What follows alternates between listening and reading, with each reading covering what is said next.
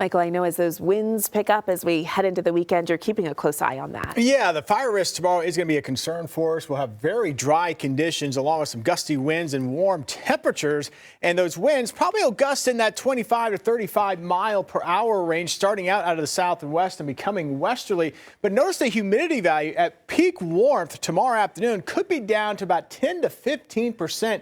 In a handful of spots. So it's going to be dry. It's going to be windy. That is not a good combination. This time of year, a lot of the vegetation remains dormant. So even though we just had some rainfall earlier in the week, that doesn't really get absorbed into the vegetation. So the vegetation remains dry, even though the ground might be wet. So still have to keep an eye on that risk for grass fires tomorrow. So just be mindful of that. Temperatures, though, are going to be warm. How about highs up into the mid 70s? There we go. And we'll start out comfortable tomorrow morning. I've got us at 56 degrees at around 8 o'clock, but morning lows will be down into the upper 40s to low 50s, just depending on where you are. Average low will be right around 38 degrees. And as mentioned, temperatures will warm up tomorrow afternoon. Most of us make a run into the mid 70s. A little cooler to the north. There actually will be a cold front moving in from the north that'll start to move in late afternoon. And then that front will continue to sweep southward as we go through the evening hours. And that's what's going to cool us off as we head into the upcoming weekend.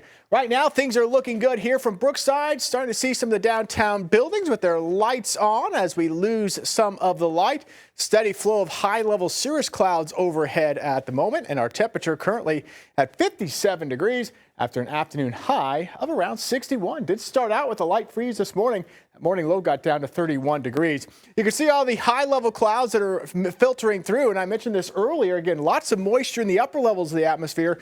Very little moisture, though, when we get down to ground level. So we have a frontal system sweeping through, but it's going to pass through dry. We're not going to have to worry about any rainfall tonight or into tomorrow morning. And then the next front approaching tomorrow afternoon, we get a strong west to southwest breeze ahead of that front. That's what's going to warm us up and increase the grass fire potential. And then that front sweeps through tomorrow evening, and then we cool down into the weekend. Now, there will be an area of low pressure that's going to develop along that frontal boundary in Texas. And as that tracks off to the east, that could bring some rain into the Oklahoma region as we head into Saturday. Right now, for us locally, it looks like the highest potential of rain might be across southern portions of the region. In fact, it is going to be across southern portions of the region. And how far north that rain extends, still somewhat of a question. Right now, I'm going to still leave a chance in for the metro. But again, the farther south you go, the higher the odds. The farther north you go Saturday, the lower the odds that you'll see any rainfall. Now, as we take a look at the rest of the weekend, after a high near 50 on Saturday,